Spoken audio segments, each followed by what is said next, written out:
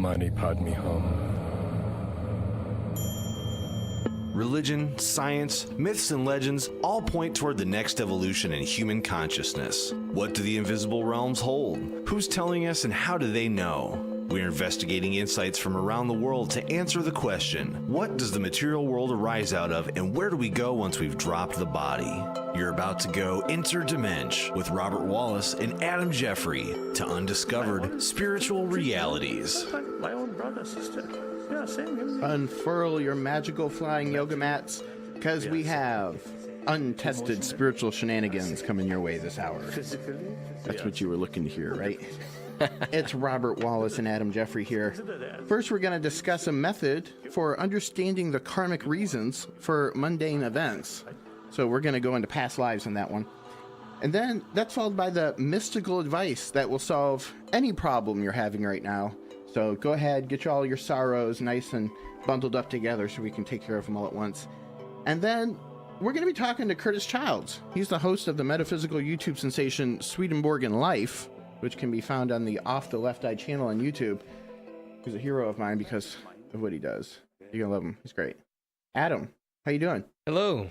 Great. How are you doing, Robert? I'm doing good. So, Cool. you had a good week? Anything mystical happened to you this week? Really, really good week. Good. Yeah. A lot of mystical stuff. Yeah. Okay. Lots of cool prayer and meditation moments, and some learning some new things, and some cool new experiences. Yeah. How about you? Yeah, doing good. Let me see, mysticism. I mean, I'm always going interdimensional a little bit. Yeah. Always something new every day. Cool. Can't talk about it every day, or nobody will let me talk anymore. So That's true. I totally feel you on that one. Yeah. Amazing D, Delois. Yes, sir. Anything magical happened to you this week? I woke up this morning. That's There you magical. go. Yes. That is very magical. It is yeah. very magical. Very spiritual in and of itself. It's true. Indeed. I want to share something I found with y'all today. I just read this a couple days ago. It's called An Exercise for Karmic Insight, and it's a little book. It's really just a lecture by Rudolf Steiner. And in it, he discusses a method for how one might find the past life karmic reason for why even the most mundane thing occurs to a person. Cool. So I'm going to kind of just fill you in. I'm going to fill you in on what he said. So basically, if something happened to you, you had some cereal this morning, something unremarkable, you could actually mock that up in your mind, and by putting the pieces together and rebuilding it in your mind, you actually are creating an image that your astral body, which is your soul, can work with when you go to sleep that very next night. And while you're sleeping, the angels in your astral body will actually rework the image. So they'll add to it, they'll reform it, they'll contribute to it. Very cool. So the idea is when you wake up the next morning, you're presented with another form of the image. And then by the next night, your etheric body is working on it. And by the night after that, it's being impressed into your physical body. The third day, now Steiner explains that this method of mocking up this image and letting it approach you, it may take several attempts. But once you've got it working, you'll find that by the third day, you'll be presented with an image, an objective static image that's been refined through the spiritual world of your original image of what happened in this life. And it turns into something you don't recognize. And we also find ourselves locked into that image. We feel bound or chained to it. And so what he explains is that at that moment, if we move from this image that we feel stuck in, chained to, and we don't understand it, and we move from that into the initial image that we formed 3 days prior, we'll actually have an epiphany, and we'll remember that this new image is actually an image of something that happened to us in a past life. And it is the cause for the original scene that we mocked up. And so we can say, oh, I had my cereal box fall off the table because of something I did, 1,500 years ago or something. Wow. Just the smallest thing. Interesting. So anyway, this is just one lecture. I'm going to start working on these processes, and I'll give you updates. And That's really cool. let you know some past life insights. Do you think that there's a correlation between the references to the third day and its significance biblically? Like example, like Jesus, obviously, after the crucifixion, he rises, he's resurrected on the third day. You think there's a correlation there between Steiner's exercise and I would never put it past any of these things. It seems like anytime there's a rhythm, anytime there's a story, there's an allegory, there's a connection. Yeah, that just hit me. It's good. It's funny because it's similar to the name of our musical collective too, 3 Day Flight. It's the third day that we get flight, and it's cool to see that happening. It's the rhythm, man. It's so cool. Yeah. Yes, absolutely. 3 days is a significant period of time. And in the ancient initiation techniques too, they'd put somebody into a tomb or into, a coma state for 3 days and 3 nights.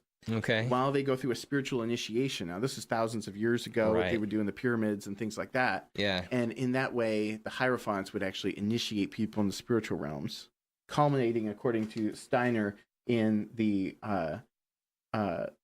phrase by the initiate, "Oh my God, how thou hast glorified me." This is the final thing they come out when they wake up, and they feel so glorified because of what they just experienced. Amazing. And they go on enlightened initiate. Yeah. So I told you to get all your woes together. Make sure you got them all the pressing, sadness, and everything, because I'm going to give you 2 silver bullets for taking care of those, okay? And you've heard them before, so, you lower your expectations, but open your mind. The first is, seek ye first the kingdom of God and his righteousness, and all things will be added unto you. There's a good chance that a lot of the problems that are coming into your life are a result of not kingdom first thinking. Yeah. As they're calling it these days. Kingdom first. I like that. Mm-hmm. And the other piece of advice is, Jesus said you'll fulfill the law and the prophets if you do this. Love God and love one another as yourselves. So there's a lot of problems which, through the release of our pride, through our own humility, we can solve simply by following either one of these. Put your attention on where you're going and die. Don't worry about the things of the world. Treat others the way you want to be treated, and in that way resolve your own egoistic hurts and pains that are being unfulfilled. Those become non-issues at that point.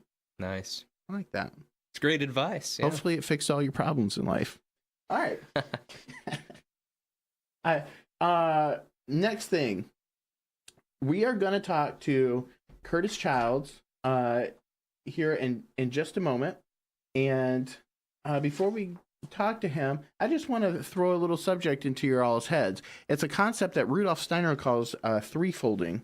He's discussing something called the threefold social order.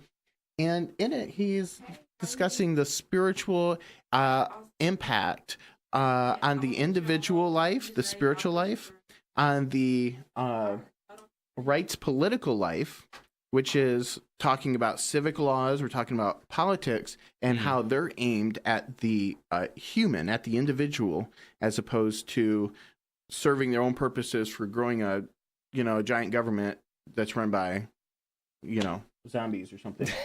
This is a people first sort of approach. Right. And then the economic approach. And I think key to his lessons there is you're going to work, you're working for a paycheck. What is your byproduct to the world? Are you giving this product? Is this product helping people? Does this product not fulfill a need in the world? What you do is more important than just the paycheck that you're getting for it. And if we all can work with a human first approach, what is this given to the people? How is this taking care of people? We could actually survive, but because money has become more important, the political system is reared in that direction, or vice versa, Yeah. We need an individual revival. So anyway, we'll talk about that next week, because that's a very loaded subject. Meanwhile, we do have Curtis Childs on the line. Curtis Childs is the host of a show called Swedenborg in Life, as I mentioned, located on Off the Left Eye. Oh, and before we do that, Curtis, please hang on, because I want to get this hat off my head. Okay. Uh-oh. Let me address the hat that I have on my head right now. Uh-oh. I'll ask you a quick question. The Bible says to pray without ceasing. Isn't that right, Adam? It does indeed, yes. But then it also says in the New Testament that if a man prays with his head covered, it's a shame to him. So I'm thinking, how can I both pray without ceasing and never really put on a hat since it shames my head? So with that said, I'm taking off the hat, folks. Interesting. Don't judge Adam. you don't want me to take my hat off. You will judge my Einstein here today. Fantastic. Hey, there's an interesting thing about that. I know that you have to have had this experience too because we both traveled to Jerusalem. But when we did, have you noticed that that in Jerusalem, when they go into a holy place, they actually I know. cover their heads? I know, but see, Right? they're Jewish, and this is New Testament stuff we're talking about. Yeah, you're right. So You're they're right. off the I already hook. know. I let them off the hook now. That was fun though. Hey, Curtis, are you there? Curtis Childs. Yes, that's right. All right. It's good to talk to you. We're on a show called Spiritual Realities. We're talking about spiritual realities. Your show's about spiritual realities.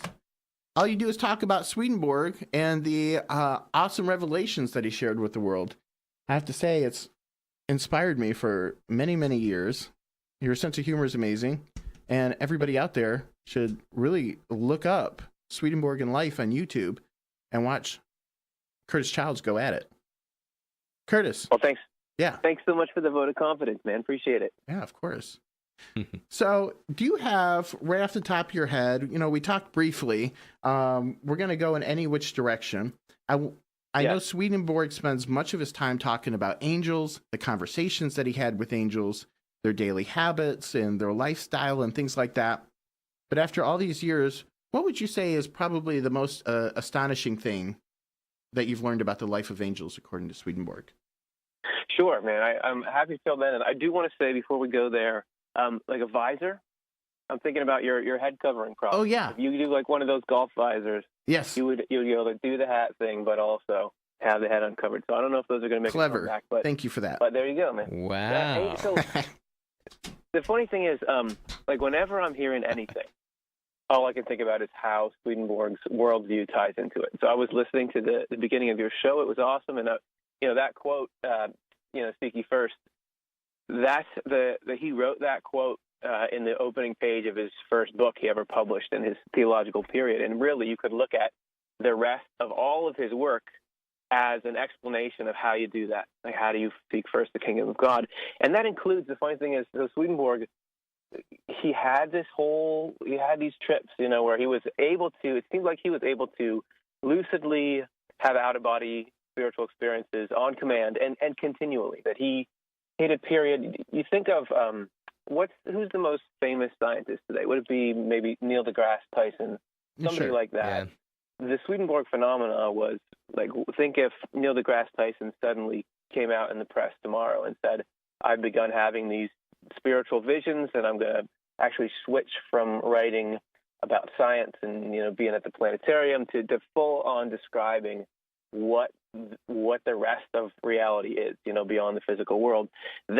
Swedenborg was this major celebrity at the time for his scientific achievements, but he went in and started talking all about how to live and what's the cause of the root stuff in life, like you're talking about the cereal box, why did it fall off the table, and people were most intrigued by that he was saying, oh yeah, by the way, I visited heaven and I visited hell. And this is what's actually in the life after death. And the most fascinating thing to me about angels is he'll describe angels, which he doesn't just talk about how they are or what they look like, but he talks about how they think, and actually gives you the means by which you can start developing the same sort of mindset that an angel has. And I feel like when I try to put it into practice, that's what I'm doing. And these very tangible steps to, okay, I'm in this world. How do I process what comes across my desk, day to day? And how do I, like you're saying, human-centered. How do you look to, in everything you're doing, your occupation, your use in the world, how am I going to have this be something that contributes to the common good? And knowing that is our sort of initial facsimile for how angels are approaching life. So the most striking thing about his description is that there's a tangible way to emulate that lifestyle. Yes, that's a good point, is he's given you all these very practical, tangible sort of aspects. I mean, tangible is the wrong word, but and yeah, you can apply it and it'll get you into that zone. Swedenborg talks about the thoughts, the thought life. Even I remember one of his stories, he's sitting there, he's going to sleep, getting ready to dream, and two angels are actually having a conversation next to him, and that influences his dream life. Yes. So think about the way that systems influence the physical reality that we have around us. So right now I'm talking to you, through a phone, and you guys have your studio set up there, and there's the kind of clothes we're wearing. Even the way we think about life, all this is based on networks that are around us. You think about all the factories and designers and everything that went into the electronics that we have, and all of the culture that we're in. The thought of the day, that we are influenced hugely by what we hear on the radio. I mean, right now, people listening to this show are being influenced by what we're put out there. So we're in this big network as far as the world around us that we experience and how we think and feel. And Swedenborg said that there is an extension of that network, that actually consciousness, where it's not that the whole rest of the world is connected, but our consciousness is an isolated thing, that actually the stuff we experience day to day, thoughts and feelings, are influenced not just by other people that we meet and interact with, but directly through the spiritual world, that it's like a continuum of consciousness comes out of the divine through the spiritual world into us. And he gave these amazingly specific and like bizarre, but yet when you hear them, you think, okay, that I could see how that could fit in with the rest of life. Right. Descriptions of how that works. And so, yeah, he was saying that there's a thing that's called correspondences, and that is basically the spiritual world communicating with the physical world in a language that it can understand. If you think about trying to tell a kid about this, like a 2-year-old or a 3-year-old about the stock market, they're just not going to have the concepts to grasp that. But you try to, make up some story or some analogy in the language of things they do understand. Like, what if this toy, all the other toys wanted this toy instead of this toy? That's kind of what correspondences are, right? Is that's the and yeah, it relates to, you guys were talking about 3 days. And that this is a time period, but it seems to signify something more, that it signifies a completeness, and that the spiritual world Swedenborg was describing is it's outside of time and space, so they don't have the same 24-hour periods that we do, but yet what they mean when they say 3 days is something that signifies totality or completeness, but we can understand because we know what a day is, so it helps us hold that. Anyway, so he was seeing this in action because he was getting ready to sleep, and at that time he was in his spiritual eyes, as he said, it had been opened, and he was aware of all the spiritual influence that we only become aware of in its effects, but he could see the causes of it. And he was hearing these angels, and they were having a conversation, and everything that they talked about showed up in his dreams. But it wasn't that it was their direct words. It was what they talked about showed up in correspondences in the things that were in his mind. So, for example, the example he gives is they were having a conversation about a certain superficial kind of mindset that is more focused, like you were mentioning before, on financial reward and your own place in the hierarchy of the world rather than how you can better serve the human race through your actions. So because they were talking about that, a person that he knew from his regular life that he believed had that kind of mindset showed up in his dream. You ever have a dream and you're like, why was this person in my dream? Well, he was saying that's because that was his mind reacting to their spiritual content with his physical ideas. So somebody else could have heard those same angels talking in their dream, and they would have had their own imagery. It would have been telling the same story, but through the things that mattered to them. So does that make sense? Yes. Absolutely. So, I thank you for sharing that. Another related tale, and I don't know why I'm just prompting you to tell stories. I could tell on my own, but you just tell them so much better. is the idea of communities in heaven and hell. And I really like this idea because it fills in a lot of blanks. We die, and we're oriented into the spiritual world, and then we are sent off to find our place in the communities of heaven or the communities of hell, depending on our loves. Yes. Tell us about that. And the fascinating thing is Swedenborg, he talks about a afterlife where there's heaven and hell, but there's been sort of the traditional view of, oh man, if I go to the afterlife, you get either raised up into heaven or thrown into hell against your will. But really, what he's saying is that you go where the thing that you love is, and communities there. That in the spiritual world, you could call the spiritual world the psychological world, because the main difference between it, as I understand it, and the world that we're in right now is the physical world that we inhabit. The nature of it is dictated by physical laws. That physical things are what really shape everything. Meaning, why am I staying in my chair rather than going somewhere? It's because gravity. Gravity is what matters most. Mass, electromagnetism, magnetism, all that is what makes things the way they are. But in the spiritual world, it's love and wisdom. What conscious beings, what people love and care about, their motivations, and what they think about and believe, those have as much of an impact. So love takes approximate place to gravity in the spiritual world. So what you love, and when I mean what you love, is what you care about, what your goal is, what you're really trying to do in each of your actions, that pulls you towards one of these communities. And it could be that, let's say, I am completely obsessed with myself, right? And that what I'm trying to do is, in any conversation I get into, let's say I'm talking on the radio to you guys right now, and all I'm caring about is how can I sound like I'm the wisest guy in the room? How can I make sure everyone thinks I'm awesome? What can I do? I'm giving out information, but really what's behind it is myself. So if that was really what I based my life around, I get into the spiritual world, and I would be gravitated toward a community of people that all love themselves in the same way that I love myself.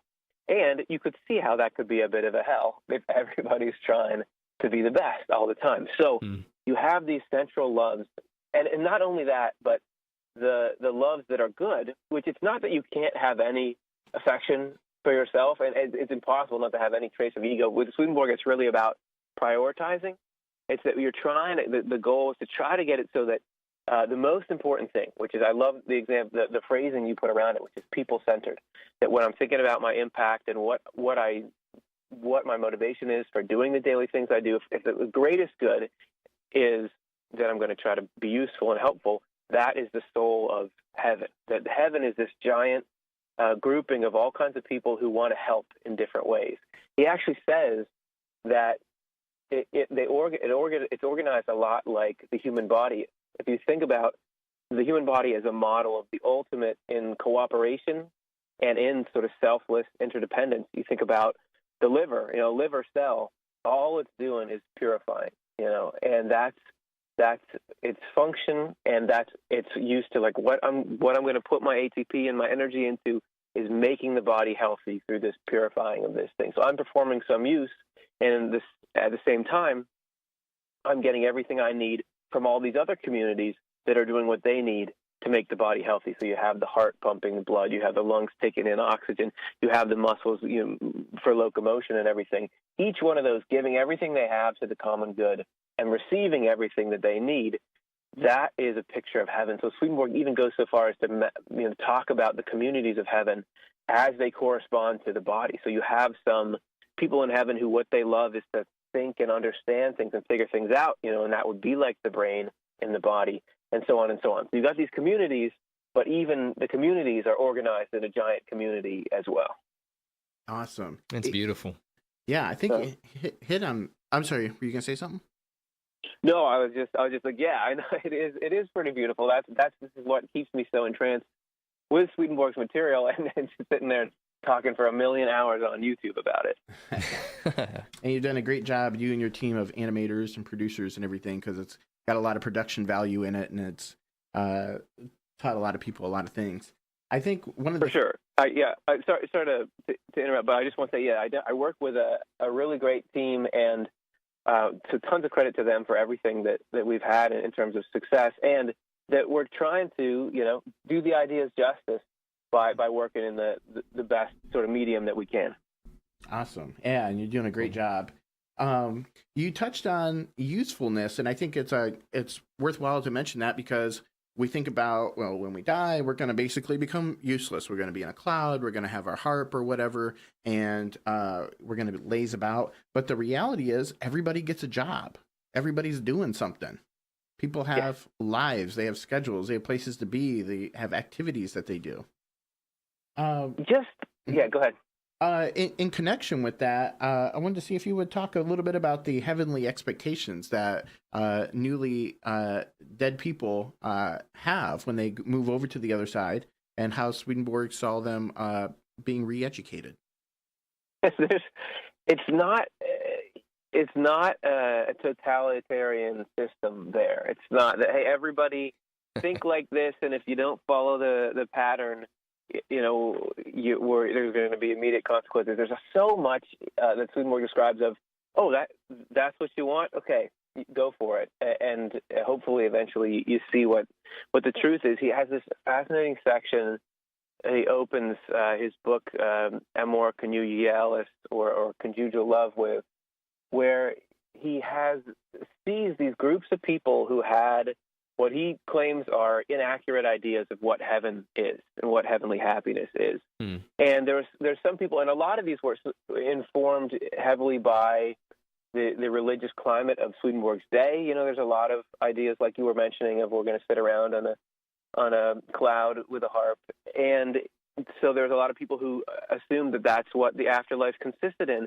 One of Swedenborg's primary points is that we take our life with us. If you think about the way that life is here, this is the starting point for eternal life. They're not totally different. So just think about what a life of idleness, permanent idleness, would be like. Would that ever, is there any way that could not get boring eventually? You think that there's nobody, you think about the people who are the richest people in the world, who get to have the best house on the best cliff overlooking the nicest water in the world, that it's not like you hear about people just disappearing into a sea of joy because they have this amazing life.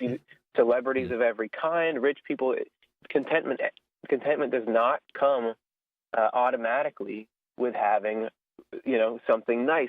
There's boredom that can set in anywhere. So there was people who thought, hey, if I go to heaven, it's going to be great. We're going to feast all the time. It's going to be this amazing banquet forever. And so Swedenborg saw them. The angels that were there were like, okay, sure, here you go. Have at it, and I hope you have a great heaven. And the same thing with people who thought heaven was eternal, an eternal church service. Like, right. We're going to pray and sing songs to glorify God continually. There was other people who thought that heaven actually consisted in being aggrandized and important, that they would get to sit there and be waited on by angels and be like rulers in this world, and that was the greatest joy. It all gets at, what do you think really can make us happy? What's the nature of the happiness you're looking for? So these people all went and they got to do it, and after about 4 or 5 days, they were going crazy. They were out of there. This is terrible. We want out of here, and so they were let out. But this was part of the education, and you think about, you had to experience that for yourself. To shake that notion. And then they're shown, look, do you want, what is the actual happiness that can not just last forever, but grow and evolve and get better forever, that would constitute the basis for the state of mind that you would call heaven? And that is the joy of helping, the joy of doing something good, the joy, and you could put it like this, the joy of doing something for a cause. If you have something you really believe in, something you really want to put into the world, and you love what it is and its effects, working to make that thing happen, there's an amazing level of joy there. And Swedenborg is saying that everybody, there's all kinds of joy in heaven. There is the joy of, having good food, having good company. There's beautiful sights there and all that. But all those are tertiary. Like the engine that makes it run is the joy of helping, and the knowing that somebody who's in need, somehow I am going to comfort them, I'm going to heal them, I'm going to serve them, I'm going to make life better. That's the thing that really motivates heaven, because that's what the divine love is. That's what God loves, is increasing the happiness of other people. So, there's the priority there. Is the foundation of heaven is, how can I do something meaningful that helps? And that's part of how we can be cultivating that emotion in ourselves now. And he said that even if you don't have some kind of dream job where you're doing something that's obviously amazingly helpful to the world, you can still, in your occupation, do every stage of it faithfully, justly, with an eye to really performing a service in the public. And you can start to be cultivating that and start to sort of feel that, what he would call heavenly joy, even though it's in a more muted form here. But that's sort of the rudiments of the heavenly mindset that we can be growing in us now. That's awesome. Love it. It's beautiful. Yeah, that is beautiful. I'm glad you pointed that out, because we don't hear that enough.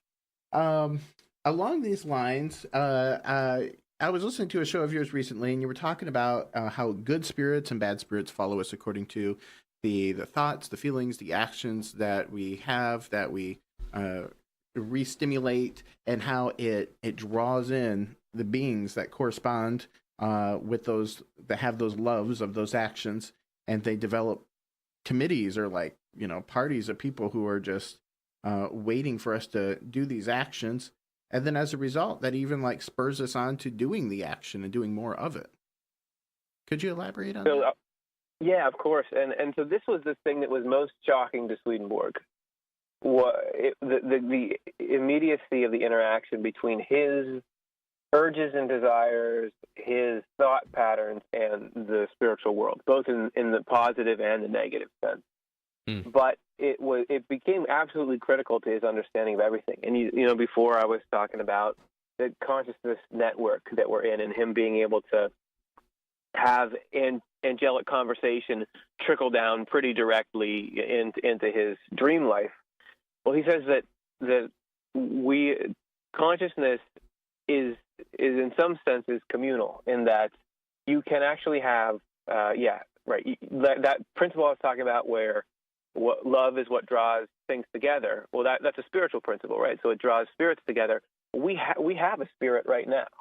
We've got a physical body, but we've got a spirit in it. And I think that's many traditions say that. So we're actually making those moves right now based on what we love. And we can be, the more that we do something in freedom because we want to do it. So this would not be, oh, my friends kind of pressured me into doing something I didn't want to do. Now, this is stuff that we pursue when we're in a state of freedom. That becomes part of who we are, and it starts to gain spiritual reinforcement. There's a million parallels for this. You start to feed an animal, like a stray cat, it's going to come to your house every day. So there's spiritual communities that our spirit is kind of interacting with, and if we indulge in whatever kind of joy we indulge in, attract spirits who are interested in that joy. And so you're going to start to get this reinforcing effect where they know, and I don't want to make it sound like, it can be a little freaky, there are always spirits peering over my shoulder, but I don't think it's quite that direct.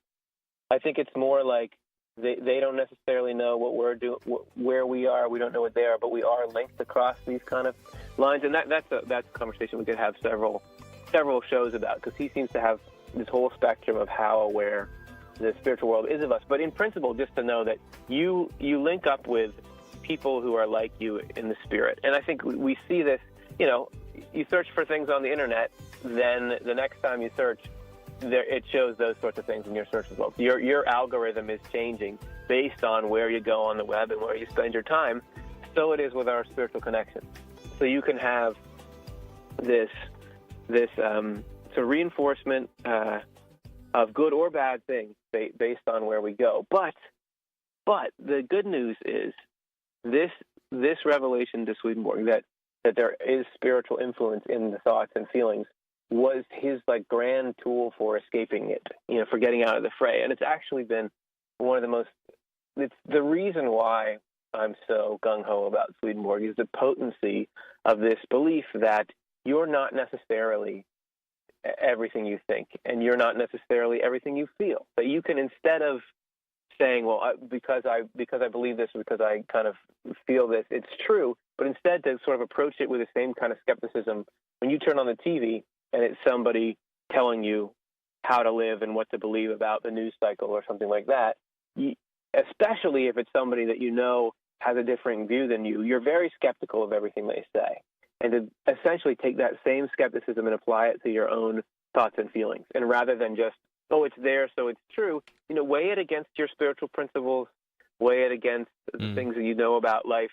I could go on and on about that, but that has been this awesome tool in gaining some leverage over, because I was using it, I was 10 years ago or so, I was very heavily depressed and had like obsessive compulsive and all this, and I was really struggling for any way to gain leverage over the chaotic nature of my internal state. And it's not like Swedenborg was a magic pill that got rid of everything, but it did give me this sense of like, oh, just because it feels like I feel anxious and miserable and like the world is collapsing, doesn't mean that the world really is. This could just be this, sort of spiritual predation on me, or this cloud of falsity. Just like here, I know that when the sun goes down, it's going to come back up. So I don't freak out. It can be the same thing inside. Good point. That's awesome. Adam's got a question. I do, yeah. Thanks, Curtis, for talking with us. This is a great honor to talk with you, man. One of the videos that I watched that it kind of came to mind when you were just talking about our immediate interaction with these other realms and our positive, negative thoughts and things. You talked about experiencing resistance when we do act on the things that we are joyful about, and we find the things that we're passionate about. That could perhaps be our way of recognizing evil spirits, I think is the way that you put it, when we experience resistance to those things. Could you elaborate on that just a little bit, please? Yeah. So it seems like there's this interconnected nature to heaven and hell are in the mind.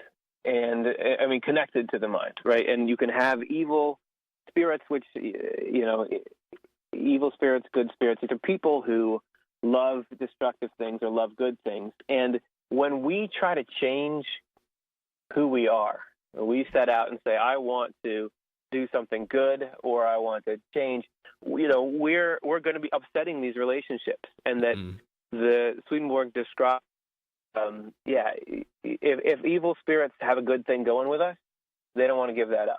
If they're kind of feeding off of our misery or our negativity, why would they want to walk away from a free lunch? And I could talk forever about this. He describes this whole complex struggle. I mean, that what's happening in life is sort of our spiritual rebirth, where we go from he says it mirrors the creation story in Genesis, that you go from first it's just void and darkness, and this is when we're totally asleep in our ego world. We don't really think about our impact on others. We don't really think about the nature of our choices and what we're doing. But slowly, as we grow and pursue our spiritual path, there's that let there be light, when we first start to understand, wait, there's good and bad, and I've got to try to get a handle on this. And the rest of the story is us, moving up and out of that. And there's all kinds of struggle in there. There's all kinds of battles. And what's happening is, God is essentially pulling us out of all these negative connections that we have. So actually sometimes the turmoil that you can feel inside is a good sign, because it's like when the body has a fever and it's trying to rid itself of a pathogen. Things get all stirred up because where the status quo is being interrupted. And so you feel this kind of internal clashes, which is like heaven, going to battle on your behalf, and hell not wanting to give you up. But yet we feel it in, this sabotage of the good things in our life. He has this amazing number about how, hell can tell what you love, and they want to destroy that. But wow. That's what they're going after. And to me, again, this is amazing ammunition to be able to just navigate those states of turmoil better. If I understand the game, because all evil and falsity go together. All the schemes in the world. You think about people who nowadays try to trick elderly people into donating money to something that's not real, or they try to steal your credit card information, or sell you something that's not. It all depends on deception. It needs falsity. Evil needs falsity to be able to operate. And so it is in your mind that the only way negativity can have power over you is if it can operate clandestinely, if there is a way in which it can hide. But the more you cast this light on it, which is the knowledge of what's going on, the less power it has. So it's been this amazing. It's not like I feel like I understand the inner reaches of the mind. I don't have the same kind of lucidity Swedenborg had. But just getting the rudiments of it, like I have, has been probably the most potent tool in my life for trying to navigate through the ups and downs and these forces that just seem to be kind of against me in my mind. So hopefully that relates. Yes. Yeah, that sounds good. Oh, it's amazing. Yeah, thank you so much for sharing that. Your story is very helpful to a lot of people. It helps all of us to find ways to navigate just by seeing how you have as well. So thank you for sharing that. Yeah. Oh, my pleasure. Yeah, the more emotional upheaval a person goes through in their life, the more qualified or able they are to speak to the psychological issues that others are having, because they've been there. And so spiritually, when we go through these things, I know I've had a lot of emotional turmoil and things, cause you to look deeper, you get deeper answers, and then you come back with more profound information. The wounded healer. Isn't that amazing? Yeah. Isn't that totally amazing that it's universally realized that going through hard things, you gain something from it. You know, isn't that sort of a miracle in itself? Yeah, I think we were just talking about it. I forget who I just saw, so I can't quote him correctly, but said, you know, our strengths can become our weaknesses, and our weaknesses become our strengths. Yeah. So, you know, if you want to know what you're really good at, look at what you're really bad at. You want to know where, you know, your Achilles heel is, you know, look at where you're doing really good, you know, because that can turn around and bite you. I guess because right off the top of my head, you know, it's a fun subject, and I think a lot of people, you know, should know about this. Bathroom spirits. We're talking about spirits who actually derive a sense of joy from a person spending abnormally long time sitting on the toilet. This is a very specific kind of spirit, and you'd think, well, where are these spirits coming from? They're coming out of the woodwork. They're just like making themselves up. But that's a real thing Swedenborg saw. So you couldn't find anything more bizarre than the stuff Swedenborg reports. But the thing that, and certainly I'm sure there's plenty of people who come across something like that and they're like, yep, he lost his mind. And he certainly, when he started publishing these books, you know, he, like I said, he was a scientist, and he was doing very well for himself. And obviously now no one's heard of him, you know, because this guy's off the deep end. So everything, you can't have a spiritual system that doesn't account for all of life. And that particular experience, so he's got these spirits who are somehow, when Swedenborg, I'm trying to remember exactly the setting in the passage, but I think it's that when Swedenborg is using the loo, there are certain spirits who just want to be in that environment. And that actually is because of this thing I was talking before, Correspondences. That if you think about, there's a Netflix series right now, there's a couple of them about serial killers. There's one about like Ted Bundy, you know, and there's one about BTK. These people who did these horrific things and did them over and over again. And the shocking thing always is in those that when you actually see the person, you're like, oh, they just look like a normal person. Like, how could somebody like that be holding this horrible stuff inside of them? Well, that's because the physical world is governed by physical stuff. So what you're like in your thoughts and feelings and your actions doesn't show up in the way your body is and in the way you see yourself. But spiritually, everything is what it represents. So the kind of desires and stuff that push people to do horrible things, you know how you had those angels talking, and what they talked about fell into this Swedenborg's dream as somebody who had a superficial mindset, right? Well, what do the most terrible things people can think and feel and do, what would correspond to those it'd be the most disgusting stuff we know of, which some of that is excrement, right? Mm-hmm. So you have spirits who want to hang around stuff that's connected to excrement physically because they love what you could call spiritual excrement, which is this hatred of people, vengeance, killing, all this sort of stuff, right? So you have all these spiritual things that in a way you could look around at the world here and it's giving you a map of what the spiritual reality is like. And you just see the way everything is and the way that we've got to, that we all walk around and we're friendly and we can be good, but we've got to make sure we've got somewhere to dump our waste or else society would quickly collapse. So it is inside of us that we've got these good and true impulses, but also you've got to have a way of taking the negative stuff and safely disposing of it. So all of that is linked together, and it ends up with the headline, Bathroom Spirits. Wow. It sure does. At least today it does. Yeah, that's right. We don't have much time, but I do want to ask, Swedenborg, did he have any favorite prayers, any sort of kind of turnkey meditations that he really harped on that you found that were most significant for him to impress on people? Man, for him, so let's see. In his journal, he kept a journal while he was transitioning into his spiritual period. So it was initially a dream journal, which was really rare at the time. And he would actually sort of psychoanalyze his own dreams. And this was kind of before psychology. So it was pretty cutting edge at the time. And he was documenting, he didn't know what he was documenting at the time, but documenting his spiritual awakening, which came with tons of this turmoil we were talking about. And he had a huge pride in his own intelligence because he's so accomplished and so smart. And he had to really wrestle with that and really be kind of broken down to get to where he was because of his pride and everything.